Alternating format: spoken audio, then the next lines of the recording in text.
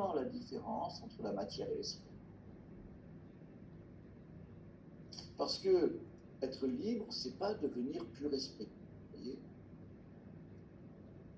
Vous dire, oui, voilà, maintenant, il est libéré de son corps, il est libre. Non, il est mort.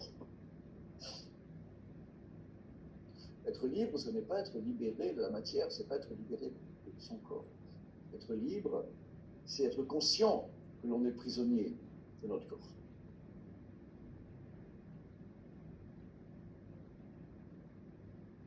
De nos règles, de notre société, de nos lois. Le fait d'être conscient qu'on est prisonnier de contraintes, en quelque sorte, c'est ça qui donne la dignité à la liberté. C'est pas de dire je veux pas de contraintes. Absence totale de contraintes, c'est ça être libre. C'est pas vrai, parce que si c'était le cas, ça voudrait dire que pour que moi je sois libre, il faut que vous ne le soyez pas.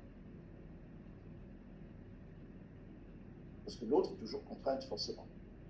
Donc ça ne peut pas imaginer que être libre, c'est l'absence de contraintes. Ça ne veut rien dire. Ou que être libre, c'est faire ce qu'on veut. Ça ne veut rien dire. Je fais ce que je veux, ben oui, je fume, je bois, je me détruis, je vais faire du mal aux autres, etc. Ben, je fais ce que je veux, je suis libre.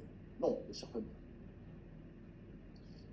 Donc, être libre, c'est être dans un processus que l'on appelle un processus de libération. Et c'est être conscient de nos contraintes, de nos aliénations.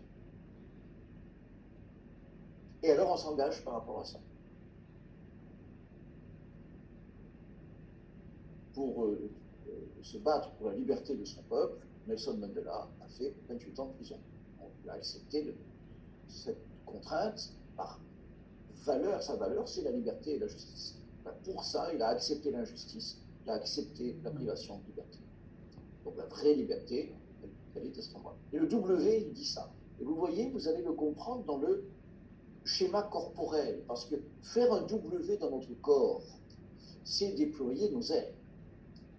Les ailes d'un oiseau.